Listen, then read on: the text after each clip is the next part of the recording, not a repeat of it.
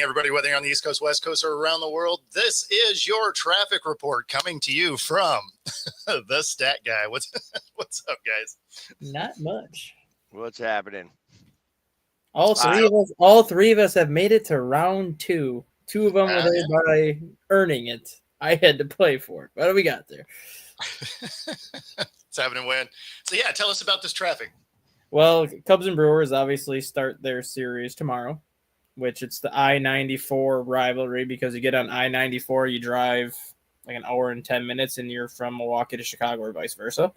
So both Wisconsin and Illinois are calling in National Guard right now because they know that the traffic is going to be a shit show. They know that they're going to need help with the people going across the border one way or another. So yeah, it's going to be a shit show the next week in southern Wisconsin / northern Illinois. I mean, when is it not, anyways? Right? Well, usually like when the Cubs go to Milwaukee, it's probably usually I'd say a 40-60 split in terms of the fan percentage, just because there are so many Cubs fans that still live in the Milwaukee area, and then obviously the short drive and tickets are cheaper in Milwaukee. So, I mean, a lot of Cubs fans wait until the Cubs go there because it's more affordable to go there. But they were talking about it this morning that they're not going to be surprised to have it be a 50-50 split or even more Cubs fans there on Saturday than Brewers fans, just because they're ready for it. They've expected to be here. Yeah, I mean, I don't know. Seems like Brewer fans would show up. Well, they don't actually, because obviously, well, this weekend they might because the Packers don't play. But there's so many times when the Brewers are in the playoffs that you have a stadium that holds 48,000 people, and they only have 40,000 people there because people watch the Packers more so than watch the Brewers. Like, the Brewers don't sell out their stadium as much as people think. But yeah, this next two games, it'll definitely be sold out because of who's playing. Yeah, I mean, I can say that they probably do sell it out as much as I think, because I don't think about the Brewers. Yeah, exactly.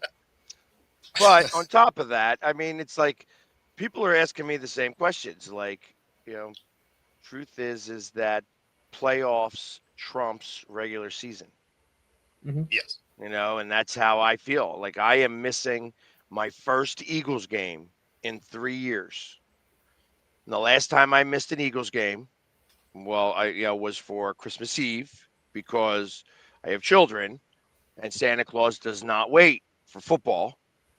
That's not going to be in Dallas for Christmas morning. Just can't do it. Yeah. And then the game before that was the Thursday game where the Eagles played Houston. Mm-hmm. And we had a rainout day where everything would have worked out perfect. I would have been down, watched all games, and then flew down to Houston, watched the Eagles play Houston, and then the next day would have been there for the World Series. However, that did not happen, and we had a rain day, and I had to miss. We watched a little bit of the game on the big screen at the ballpark, as that was the day that. So we just got no hit the day before, and we lost that game. I think it was like 5-3. We were coming back in the ninth and just in the eighth and ninth inning and ran out of time.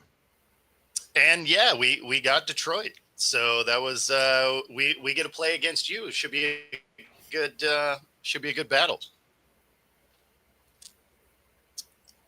Yeah. That should be a fun series. That'll be a real fun series. Yeah. No, that'll be a good one. Game one will be the interesting game, because obviously Scooble's going game one. Just a matter of who the Seattle Mariners want to counter Scooble with. You almost, it's almost like they're going to hit like a middle rotation guy. Be like, we may not win game one. We're going to send a guy out there that is maybe not our ace, but is good enough to win if Scooble has a rough day. Right. So If I'm Number I go Castillo. What's that? Your number 3 guy?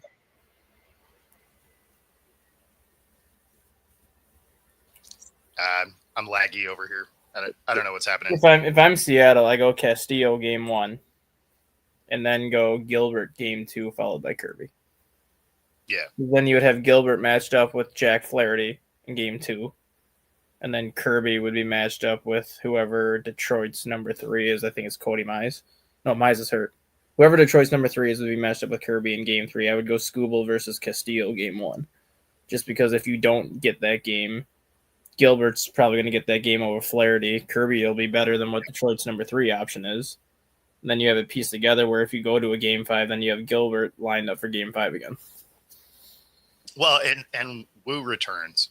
So, Yeah, so he could be your number 4. If you go with 4. Yeah. Yeah, or maybe you start with Wu because he's had a lot of rest. Yeah, start with Wu and then go Wu, Gilbert 2, Yeah, Castillo, Kirby, or whatever. I just don't think it's going to matter unless, like you said, unless Skubal has an off night. I don't think it's going to matter for whoever goes against Skubal, especially if he pitches the way he did against the Guardians in game 1. There's not too many teams that are going to hit him anyways. no, and that's kind of what I mean. Is I don't know that I'd necessarily roll my ace out against him. Mm-hmm. Right? You roll like your third guy or fourth guy. You almost accept that could be a loss. Maybe he has a bad day and your bats come to life, and you steal a win. But that's one of those. He's probably going to shut you down, so you don't necessarily want to waste your best guy in a game that then ends 1-0. Yeah, I mean, the only way you do that is if it's game 5 and you have to win to go on. Then it's pretty No, much of course. all hands on deck. But yeah, game 1, like, yes, you want to win game 1, but if you're going to concede, not necessarily concede a game, but if you're going to go into a game saying if we lose, this is who we're going to lose to, yeah, you don't want to use your best option then. Exactly. Yeah, it'll be interesting to see what it is. Dan Wilson does there. But So, surprises yesterday? as far as the Rams actively trying not to win that game, Well, I mean, they didn't win anyways.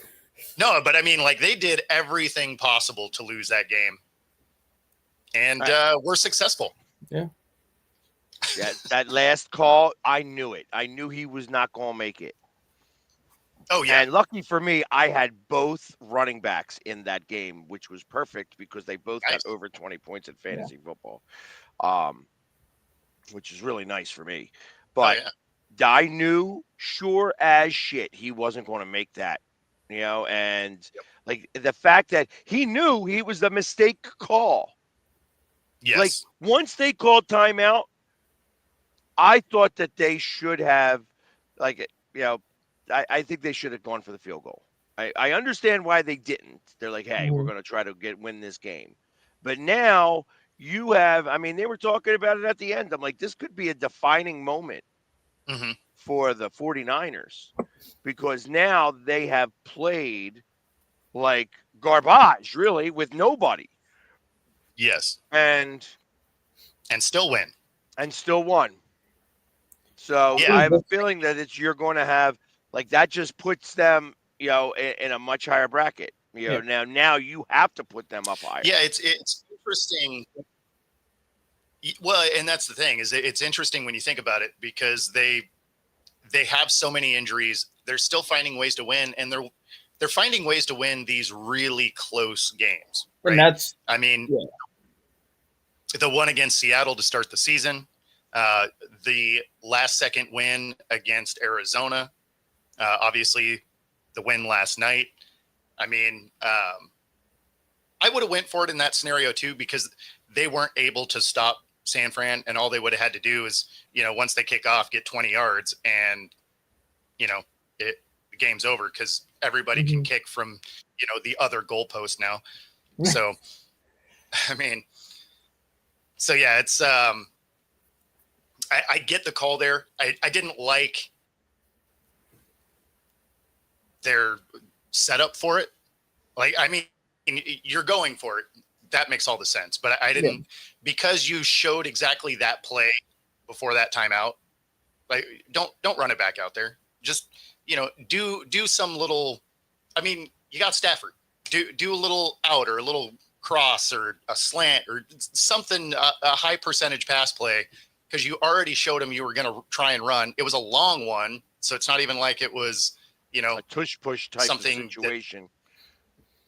Well, I mean, it could have been if they had a different quarterback, but they can't. They don't have the offensive line to do that. A fullback. The 49ers do not have a much better defensive line. Yeah. So I don't suspect that could have occurred for the Rams at all yesterday. Yeah. They would have had to do an outside. Like, realistically, that should have been a fake handoff and a naked bootleg. Mm-hmm. That might have been better, and then a race to the pylon over there. That would have been the better call there, even though Stafford is slow.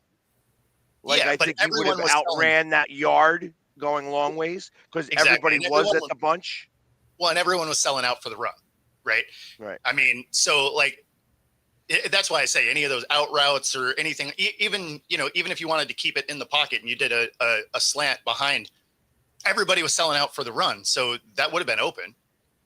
But yeah, I think, the bootleg out to the side, because then, worst case, you are starting to track him down. You just float it to the receiver that broke out that way. Yep. But yeah, I mean, just running it directly into the teeth of the defense on 4th and 1 just didn't make a lot of sense. And it worked about as well as you thought it was going to work. Yeah. I mean, I will say, like, we're still technically, this is still a small sample size because we're only 5 games in. But given how the 49ers have started this year, and when you look at the injuries they have, Kyle Shanahan, depending on how they finish, you could say that this is going to be one of his better coaching jobs, depending on how their season ends. Like, if they keep playing the way they're playing right now and win like 12, 13 games, and you look at the injuries they've had, this is actually one of those better coaching jobs for Kyle Shanahan. Because he's finding other ways to win this year. Yeah, this is one of those that even if you don't have postseason success with the amount of injuries, and especially because the amount of guys are just going to miss the season overall, right. This is one of those where it helps you keep your job, because there's been so much talk about, maybe he gets fired or whatever because he can't win the big game. The way that he's winning with nothing, really makes it's not nothing, because you think about this. There's only been 3 quarterbacks in NFL history that have won the first 3 games and for starting for the 49ers. One of them is not Joe Montana, actually. Mm-hmm. Yeah. But now one of them is Mac Jones as TGI. Good to see you. Long time no see. What's up, Keith? Hope you're well. Yeah, I mean, and you look at just not only the injuries, but they lost Deebo Samuel before the season even started to a trade, so they lost him. Plus, you have all the contracts that the 49ers are going to have to sort through. Like, a lot of people thought that this was kind of the end for Shanahan, where it's like, well, you traded Deebo, you have all these contracts you need to figure out, where if you don't make the playoffs, it's going to be maybe time to blow up the 49ers and rebuild it. But now here you are sitting at 4-1. Not going to say you're in the driver's seat of the West yet, because the West is such a competitive division, but you are in the driver's seat at least for a playoff spot right now, and that alone is going to keep your job regardless of what happens in the playoffs. And it makes you wonder exactly what will happen when these people come back. Like, I Kittle, one thing, but the wide receivers are another. And I'm almost thinking that those wide receivers may screw up the offense the way you have it running right now, because Mac Jones is doing exactly, and I don't think it's a quarterback whisperer. I think that he's just matured enough now. Like, I don't think he should have been, playing in Belichick's system, because he had to run around for his life. And then he went to a different team, and he saw how somebody else did it.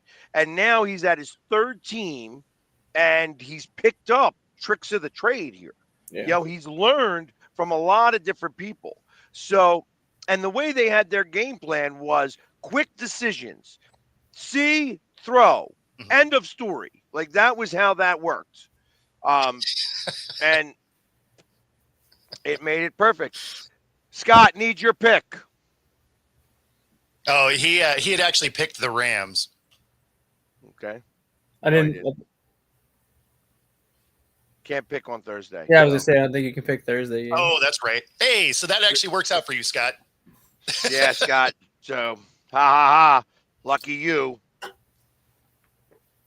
So, yeah, but exactly. I mean, so that was all game plan. So yes, I say that Shanahan did well, but I also believe that he has matured now enough to be able to be a starting quarterback in this league. And I think you're going to run into a situation. I know that Purdy has been the starting quarterback here, but it may be one of these situations that they're saying, stay hurt for a little bit. Make sure that you are 110% before we bring you back, especially because Purdy doesn't do that, or at least Purdy did that in the first couple seasons. But now that he's been there, he doesn't do that as much. So they went back more to the fast plays. Mm-hmm. Yeah. Well, and then, I mean, you do have to worry about Jones a little bit because, his knee was re-injured a little bit with the brace on. And so it'll be interesting to see what exactly he is going through this week also. But that is the one thing that the 49ers are really good at is hurting quarterbacks. They got to keep it interesting. They're consistent. No. You're a quarterback. You just got drafted to the Niners. You're like, I'm going to have a short career. I'm going to get hurt today.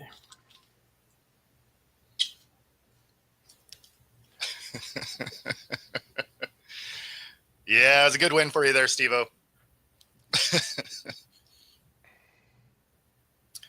Yeah, I need Thursday nights to stop going to overtime though. Like that would be cool. Are you sure? Yeah, because I still got to come home and set everything back up. Unless somebody wants to sponsor a second set of gear for me. Exactly. Hey, True Fusion Gym. Right? Puff up. Step in. Yeah, just because you pay his wife does not mean that he made any. Yeah. Because I'm sure this show sends so many people to you. It's a couple. They have gotten some action out of it. So got you. There we go. They have some action. But, anyways, No, that's the Jets. Yeah, wide receivers. I mean, running backs, but that's every team at this point. I will. I don't know, but actually, I was not talking about football when I said surprises. When I asked for surprises, I'm like, were you surprised that the Tigers won? No. No, I thought that could go either way. And I mean, it really went down to the seventh inning, and that's what really blew it up. Yeah. My viewpoint on it was knowing how poorly the Tigers played heading into the playoffs. Philly, Jamie. Like knowing how bad the Tigers played heading into the playoffs, and once they got game one behind Scooble, I would not have been surprised where if it was a close game in game three that Scooble would have got back in there. Like if that was like a tie, if that was like a tie game later, if the Tigers would have been up by a run or something instead of like breaking things open, I would not have been shocked to see Tariq Scooble come and pitch the seventh or the eighth inning. Like if they had to lead late, knowing that it's basically a win or go home, I would not have been surprised to see Scooble come back in. And just be like, nope, we'll just figure out what we're going to do in game one in Seattle. We'll just use Scooble now to finish him off. Understand. Because the Cubs had that same situation yesterday with the Padres when the Padres made it 3-1 in the ninth, and the Padres had runners on second and third with one out. Matthew Boyd started warming up in the bullpen, and Boyd was their game one starter. So the Cubs kind of were thinking the same situation where it's like, we got to win. Like, if we have to go back to Matthew Boyd again, we'll figure out what we're going to do in game one in Milwaukee in terms of our starting rotation. Well, I have mixed emotions about the Cubs winning. Actually, I liked the fact that the Cubs won because truth of the matter is I would prefer to go to Wrigley Field for the playoffs than Out west. to Milwaukee. Not for any other reason other than I've only been one time to that park. I'd like to go back again.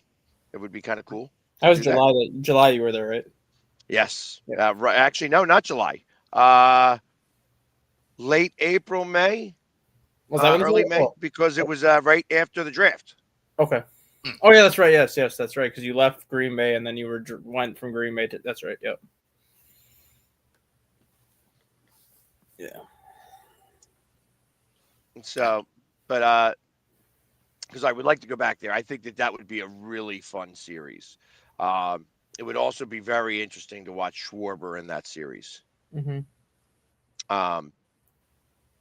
And just like I said, being in that iconic stadium with the Two whole bunch of Cub fans two iconic franchises in that iconic stadium. You have like the that have the same amount of World Series wins in the same amount of years, just about. Yep, and you had the 23-22 game between the Phillies and the Cubs, like way back in the day. Like you've had I watched that game.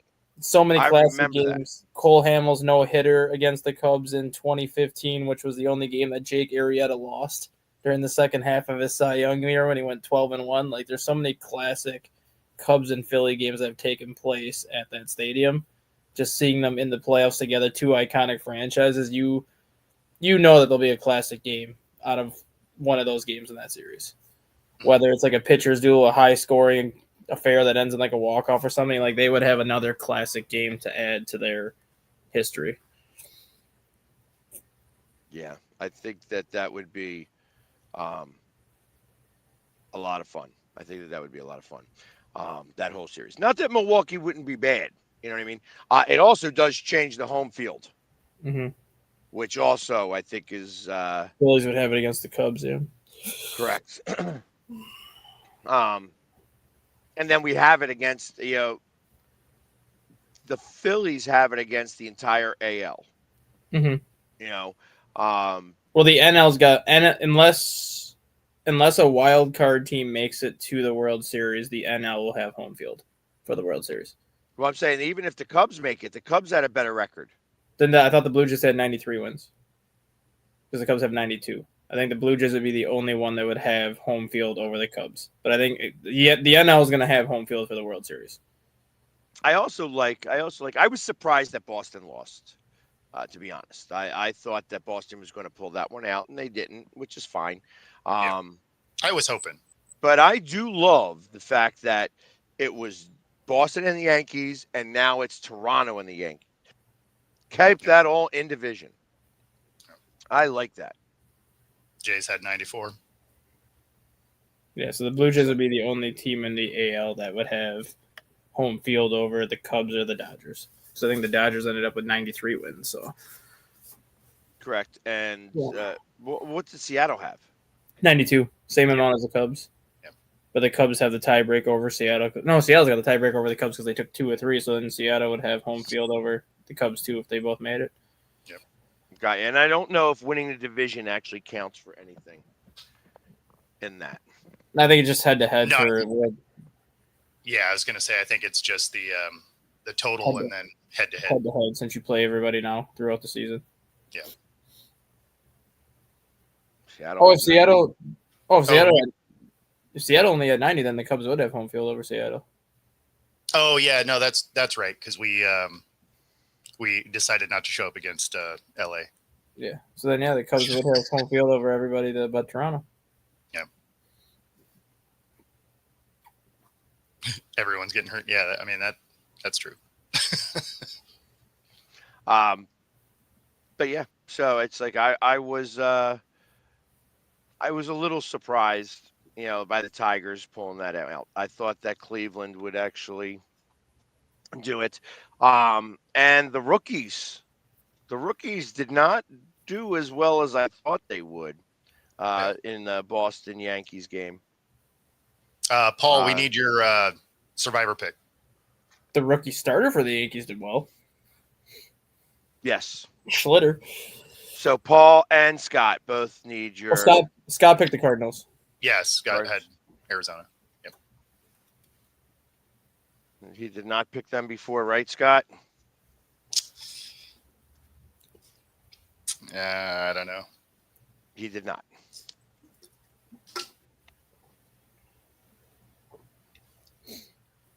And Paul, you are on your second strike. We're in the third strike. You're out league.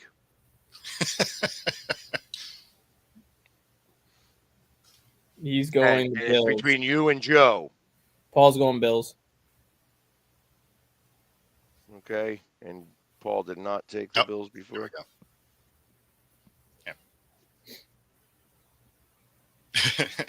Exactly. He did not take the Bills before. So Yeah, because they're playing the Titans, right? No, Cardinals are playing the Titans. Bills are playing the Patriots. No, that's what I was talking about. Was Arizona? Yeah. Yeah, because Scott was saying only because they're playing a Pee Wee team. Yeah.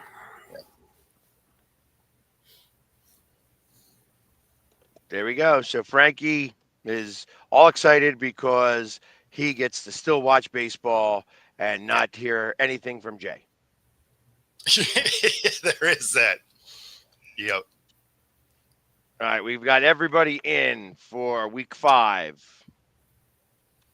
Mhm. of our Yeah. suicide picks. And the winner of the suicide pool is going to get a lovely. Yeah, exactly. A lovely nothing.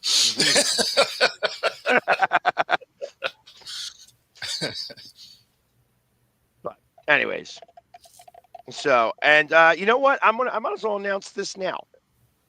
This year, the NFL draft is going to be in Pittsburgh, and I have been trying to put this together for the last few years. So this is a call out to all super fans. And when I say super fans, I don't mean your run of the mill every day. I like to go to a lot of games, but I don't wear anything special or whatever. I want super fans. Like I want guys that get painted up and things like that. I am getting one super fan from every team. The donation would be $500, and you're going to be in the first ever NFL World Series of Poker Championship. Oh, okay. We are going to have all 32 teams represented, and also we are also doing with 8 different celebrities, i.e., players from the Pittsburgh area. So it's going to be 40 people in total. And it's going to be the first ever World Series of Poker, with the winner getting there's going to be like you're going to get a belt, because that's what everybody gets now. You get belts, and you also get the ability to see a trophy. You get to hold up the trophy, drink from the trophy, and everything, but you're not going to keep the trophy because I'm going to put a plaque on it, and the plaque is going to stay with me. And it's like the Stanley Cup. You get it for a minute and then you give it back. So, but that's going to be that, and we're going to be having that in Pittsburgh on the Wednesday before the draft. So, if you guys are around, I'd love for you guys to come cover it. Actually, you could help me because I will not be in the tournament. I am running the tournament. Yeah. So another Eagles fan will be in the spot for me. And what will happen is that the $500 that gets donated, there is going to be a portion that will be going to Pittsburgh charities automatically. And then it will be for the top 2, like a 75-25 split to their selected charities. Is there a way that we can just donate to donate? Yes, I'll have that later. Okay. So that like if people want to put in donations and things like that. Just because if it's going to a charity, I'd probably just want to donate to donate. Yeah, we are doing one of our watchers here, Mascot Troy, runs a charity out there that helps out women's shelters Oh, cool. with children under 12 years old. And every Christmas they go around and give Steelers attire, winter attire to the children and to the mothers. This is, like they said, these are women's shelters that are doing this. So will be a lot of fun. It'll be a lot of fun. Like I said, We're not laughing at you, Pigs. We're laughing at that last comment from Frankie. You know what? We'll put it up. Why not? It's that kind of morning.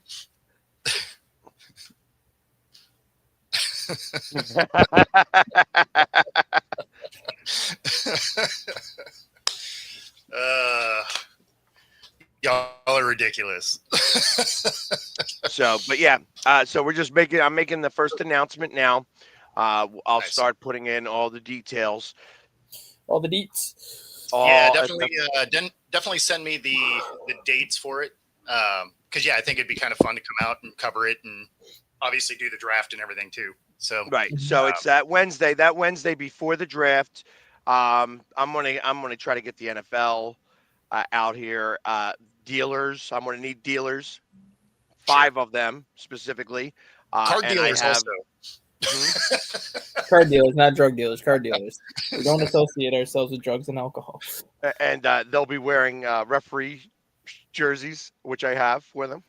Oh, right on. So it's going to be cool. It's going to be really cool. And then, like I said, we're getting some celebrities out there for Pittsburgh. And I heard there is a very, very, very small possibility that Art Rooney would be one of the players. That'd be cool. So, yeah, because for Pittsburgh, I'm going to get like 2 media celebrities, whether it's radio. I'd like to get a couple of players. You should get the bus. And Ben Jerome Bettis is dead. Is he really? Yeah. No. Well, then you should get Troy Polamalu. And you know what? Ben So Roethlisberger. I have somebody who looks like Troy Polamalu. No offense to Troy, but he's actually a really shy and introverted guy. What about Ben Roethlisberger? I don't know that Ben Roethlisberger is somebody I would want at the tables. You're good. Yeah, I don't know that. I'd want to have him there. Okay. Trying to think of other Steelers. That Terry Bradshaw. Well, you also got to be able to, get them involved. So Yeah, like that would be an awesome one if he's available. I don't know that he's available. I don't know how close he lives. that's kind of what I was thinking. Is it's just his availability with the TV schedule and everything. I don't know. Like as I hate to say this, as much as I hate to say this, I'd love to have Sidney Crosby come play in this game. You know what I mean? That would be a really cool. What about the one that just retired, Marc-Andre Fleury? Possibly. Because he signed that 1-day contract with the Penguins to play that one. He's a Penguin as far as I'm concerned. I know that he won with. No, I know, but he signed the 1-day Vegas, contract. He signed the 1-day contract with the Penguins just to play in their first preseason game. He played the first period, and then that was it. He retired after that game was over. Right. Oh yeah. Paul Skeens would be great, except the fact that they're going to be playing at that point. So I don't know that that's going to work the way I would like it to. What about Mark Cuban? Because Mark Cuban still does have a house up in Pittsburgh. Is he a Pittsburgh guy? Heinz Ward, that'd be a good one. Yeah, Mark Cuban grew up in Pittsburgh. He was born and raised in Pittsburgh before he bought the Mavericks. He still has property and houses up in Pittsburgh. Hey, listen, all of this sounds great. I mean, like I'm going to try to get whoever I can, and the bigger the name, the better. Mm-hmm. Actually, the truth of the matter is whether Mark Cuban plays or not, I'd love for Mark to be able to help add to the pot. You know what I mean? So, because the truth of the matter is that my goal is, 40. It's like $20,000 that we're trying to raise here. And then I'm going to ask for sponsorships to be able to pick up the price tag on the trophy and the the belt and things like that, and like I said, I've got a great place in Pittsburgh that we're going to do it. Of course, it's an Eagles bar, so it's Uh, yeah. So he's still alive. I thought, yeah, the bus. yeah. I was Are gonna you say, sure? yeah, Yeah. I was gonna say, I just looked. never. I had to double check. I was like, man, I did not see that. I was gonna say, I never know. Yeah. I never got No, like. I don't he- remember that. Yeah. No, he's still alive. He's 53. Like he's not. Oh, I'm sorry. I'm thinking Franco Harris. My bad. Oh, Sorry, Oh, boss. Okay. Yeah. yeah. See, Sorry, boss. Jerome Bettis would be a good one to get if you can get Jerome Bettis. Yeah. Of course. I mean, obviously, anybody you can get makes it better.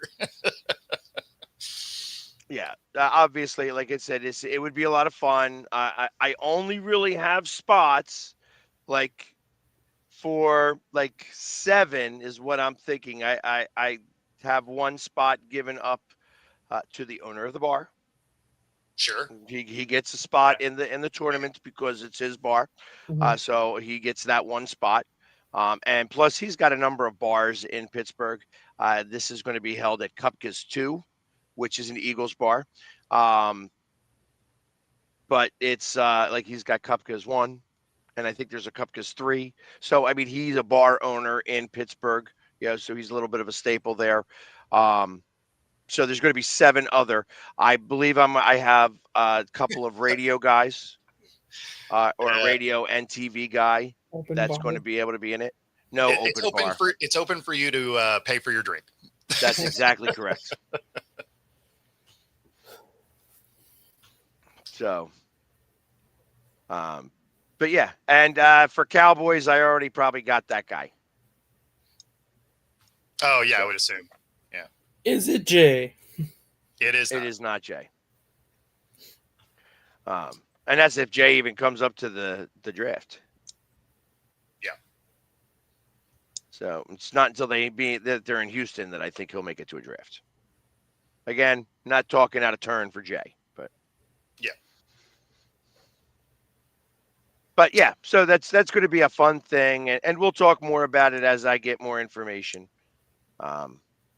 It's- So there's going to be some celebrities, and then the rest are super fans. Is the layout? Correct. This is really supposed to be a super fan tournament. Ultimately, what will happen is that if by chance a Pittsburgh person wins the tournament, there will be an honorary winner for super fans who will get the invite to next year's or the following years in DC. Okay. So because ultimately I want to have a reigning champion to be able to come back. Okay. I mean, that makes sense. Yeah. And this is like people were asking me. This is the NFL series of poker is what this is going to be called for charity. You know what I mean? That's what it is. And the other thing is that every celebrity and superfan get to choose their own charity. So that's how the money will get distributed. That this will be determined via, okay, this is going to go to this charity, this is going to go to this charity, and then the portion also goes to Mascot Troy's charity as well. So, because that's what I say, I want to make sure that the community of Pittsburgh gets to feel a little bit of this. Okay.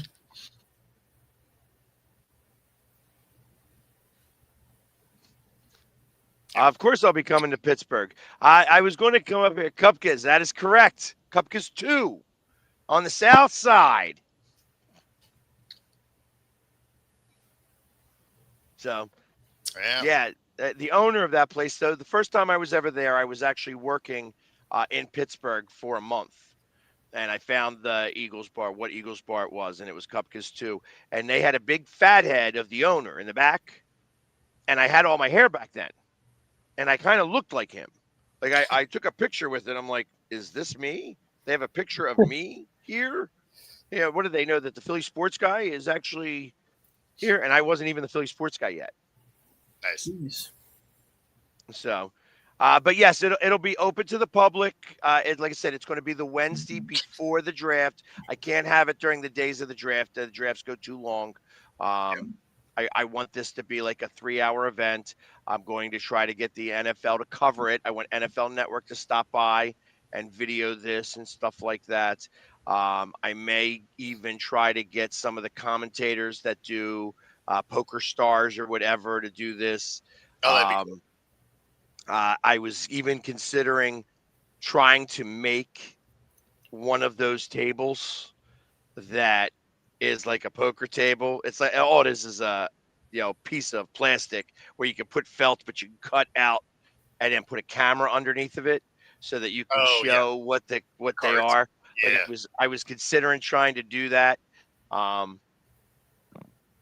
don't know. I don't know how simple or tough that's going to be. Like for one table, like the main table. Yeah, the final table. Yeah. I kind of find it funny how Frankie says day 3 is meaningless of the NFL draft when Tom Brady was drafted on day 3. Brock Purdy was drafted on day 3. So it's not completely meaningless. There are going to be players that you find on day 3 that are going to turn in to be stars. Yeah, like Jason Kelsey. Yeah, like you're not typically watching day 3 like that's that dude. Like you have it on in the background because the picks are going like every 90 seconds on day 3. Yeah. Like you have it on in the background, and then like when your team is about to pick, you might look at the screen to see who they take, and then you got it kind of on in the background and you're doing this stuff. But and that's where he's going with it. It's meaningless in that way because you're not really paying attention anymore, and you don't know if any of those guys are going to hit until they hit. Yeah, you're not looking at a day 3 guy, especially a late day 3 guy, where you're like, that's the dude. You're just like, a couple of years later, you're like, oh, man, turns out that was the dude. Who knew? 7 rings later. Oh, yeah. It turns out that day 3 picks work out sometimes. Or you have the, the guy that doesn't get drafted, like a James Harrison, that is absolutely a monster. But yeah, so I thought about maybe doing it on Saturday. It's just that, every year they choose on Saturdays for people to make a pick. Mm-hmm. And I have not, I have gone on Saturdays, but I haven't had my opportunity to make an NFL draft pick yet. I want it. And I think Pittsburgh would be the perfect spot for me to do it. Yeah. For me to take a 6th round pick. Meaningless. Get to say that Dallas sucks on television, live. I don't know if that actually happens live, but. See, and this one actually feels like he got drafted in the right spot. Me just throwing something out there for no reason. Wasn't Richard Sherman a day 3 pick too? Wasn't Richard Sherman like round 5? I don't think he was 5. I think he was I thought Richard Sherman was a round 5 for the Seahawks when they took him. I'd be willing to bet that there are more Hall of Famers that have been picked from 4 through not being picked. Yeah, Richard Sherman. Than there are from 3 to 1. Yeah, Richard Sherman, a fifth round pick in 2011. Okay. Pick number 154. I knew he was a later round, but I thought he went. Yeah. I thought he went a little earlier than that. But pick 154. And there you have it. Yeah. There you go. But no, I would bet you're right that there. If you're looking at 4 on, that there's every bit as many Hall of Famers anyway. Even if there's not more, I mean, I would bet there's every bit as many. And do you think part of that could be because when you're kind of taken in that round 4 through 7 range, you kind of actually have to work to earn your spot on the roster, as opposed to if you're a 1st or a 2nd round pick, you're pretty much guaranteed a roster spot because you're being taken so high? Well, some of it can be a mentality thing of you getting slighted. So then, You know, because you hear about a lot of those players that are like, oh yeah, I remember every single player that played my position that got drafted before me. Yeah. Yeah, but I also look at it as, listen, it's still a crapshoot a little bit. Of You course. have more of a calculated risk on the first 3 picks. The Eagles used to suck at them. Mhm. You know, they've been good lately because they've started to follow a formula. Yeah. Pick national champions, and there's a good chance that these guys know how to win. Yeah. Go figure. Yeah. Well, especially because then at least you don't have to worry about any moment being too big for them because they were just in the biggest moment anyway. Correct. And Joe, yeah, I was just giving, oh, wrong one. Oh no, Frankie. Yep. There we go. Yeah. I was just giving you a bad time. He's a decent QB. Like he's not, he's all right. Especially when he's down by a lot. He's great then. He Yeah, when it always throws for so many yards and so many touchdowns. When he's down by like 25, 30 points, he's the best quarterback you could have. Doesn't bring you back, but he gets you close. And then since we're kind of on that Hall of Fame topic, Frankie actually just sent me a picture, not a picture, but a screenshot of players who are on their way to Canton. And Christian McCaffrey has now moved into exclusive company. With the game he had last night, Christian McCaffrey has 11,522 scrimmage yards and 84 touchdowns through his first 100 games. Nice. He has now moved into 6th place all time on that list for players with 11,000 or more yards from scrimmage or 80 or more touchdowns through their first 100 career games, joining Adrian Peterson, LaDainian Tomlinson, Emmitt Smith, Eric Dickerson, and Jim Brown.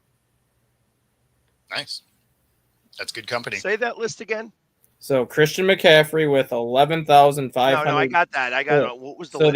the only players ahead of Christian McCaffrey are Adrian Peterson, who has 11,537 and 91 touchdowns. Tomlinson, who's at 12,599.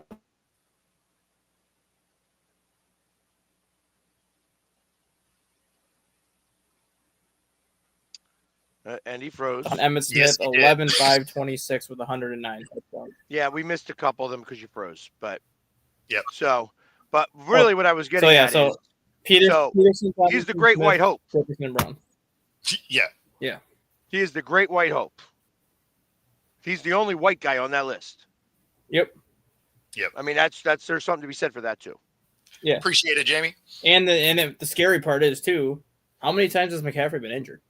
Like throughout his career so far, and how many games has he missed due to injuries, and he's still on this list? Well, but that doesn't matter because you just said 100 games. So 100 the games that played. he doesn't play don't go against him. No, but 100 games he's played, but there's been games that he's played in where he's only played like a couple snaps because he's been hurt, or he's only played like a quarter because he's gotten hurt. Like if he's been like in there for he probably would be like 1 or 2 on this list as opposed to 6.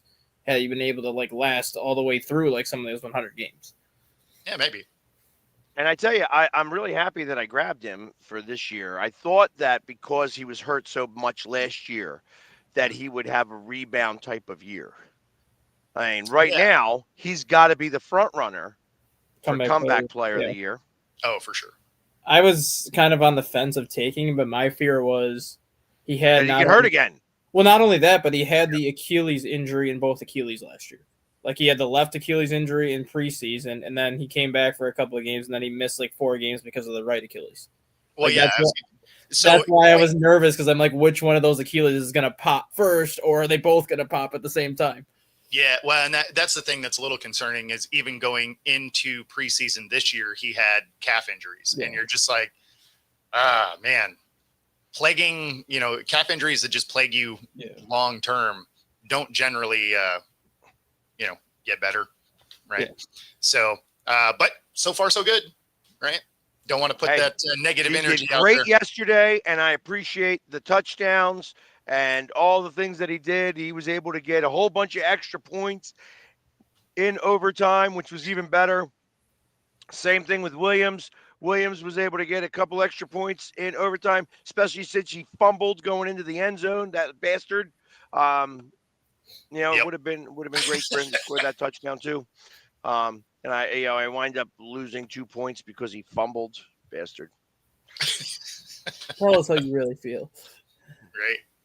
But it doesn't matter. I am ahead against somebody who's undefeated.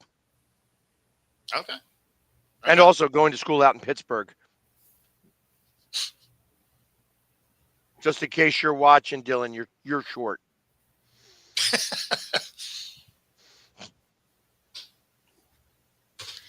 He is. He's like 4 foot. Oh yeah. Anyways, Right on. but yeah. So Saturday starts it all again. Yep. Round 2 of Major League Baseball. Yeah, I'm looking forward to it. Me too. I am. Unfortunately, I had 2 events that I was supposed to go to, and I have just. I just told them, sorry guys. I was hoping that this would be different, but it's not. The times are so weird too. Like the Cubs and Brewers have the first game on Saturday. They play at 1:00 on Saturday, which does make sense because Central Time Zone. Yeah. But then they play at 8:15 on Monday night. Which I found odd. Because the Dodgers and Phillies, I think, at 4:00 or 4:30. 6:08. 6:08. Okay, so yeah. Yeah, Dodgers they and play Phillies- 6:38 and then 6:08. So, and I found that odd for a Monday night. Now, I know why they're going early, because they suspect that people will watch the Phillies and then switch to Monday Night Football. That's what Major League Baseball is kind of figuring on. Then they could have done it where put the Cubs and Brewers on at 1:00 on a Monday. No, that screws all of Milwaukee from being able to make that game. No, because they canceled school on Monday. Milwaukee canceled school on Monday because they were before the times were released. When they knew the Brewers had home field and they knew the Brewers were playing Saturday and Monday, Milwaukee canceled school on Monday basically because they were prepping for the playoffs in case the Brewers had an early playoff game. They wanted to give everyone the opportunity to watch the game at home, watch the game wherever they wanted. So Milwaukee actually used you're in Wisconsin, most schools, unless you're like way up north by like Lake Superior, you have 7 built-in snow days that you can use in the year. Whether you use them all for snow days or not, it depends on the weather. But you have 7 like built-in off days that you can use throughout the year as you want to use them.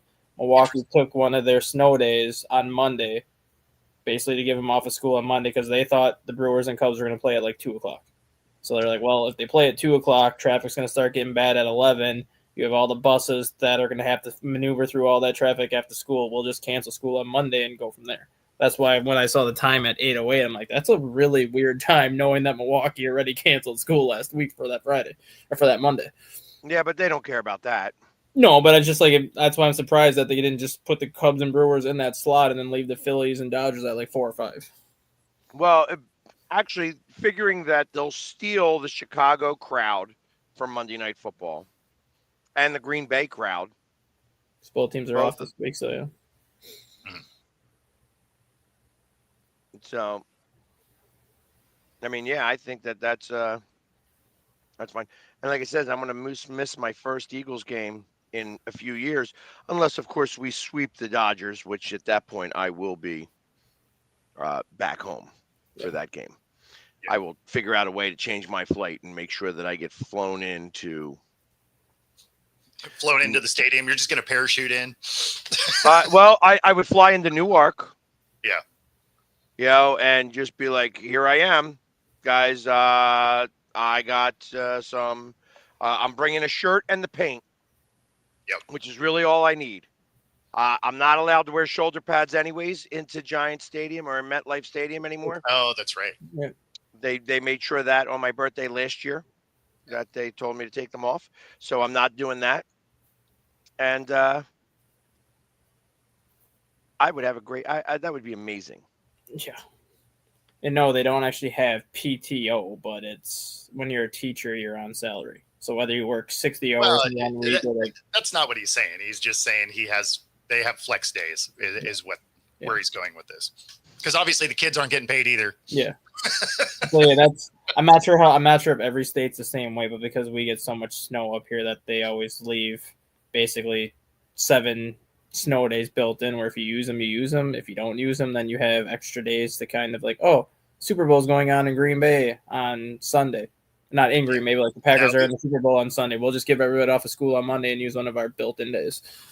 Yeah, we don't do that here. We don't get enough snow days. Yeah. Basically, what ends up happening is if we end up with a snow day, they just tack it on to the end of the year, with the exception of the seniors don't have to make those up. But Right. There's usually like 1 or 2, but they're not ones that they just like take off some other time. Like it's, there's a little bit of flexibility to it, but yeah, we don't have them built in because we don't get snow like that. Right. North Dakota and Minnesota, I think, have 14 or 15 built-in snow days. Yeah, Just see, because that's crazy. North Dakota gets snow like every day, though. Yeah. So, like, you're going to need built-in snow days for how much snow they get and how many cold days they get when it gets to be like negative 60 up there. Yeah, their school bus is, sleds. They also have like 10 students per school, so it's not like it's a big deal. 10 students and 20 bison. Yeah, that's right. It's K through 12. I mean, the truth of the matter is that realistically, with COVID, you should be able now to switch to in-school, or like at-home learning at the drop of a dime. Yeah. So it's not like it's this big deal. No, because the Dodgers and Yankees made the World Series. Both of them did not have. One of them had a first-round bye. The Dodgers. Yeah, the Dodgers. Yankees were the 3 seed last year, so they had to play their way in, but they still got in. The Dodgers were the Dodgers the 2 seed last year, or were they the 1? 1. Okay. Yeah, I was gonna say they should have been the 1. Yeah.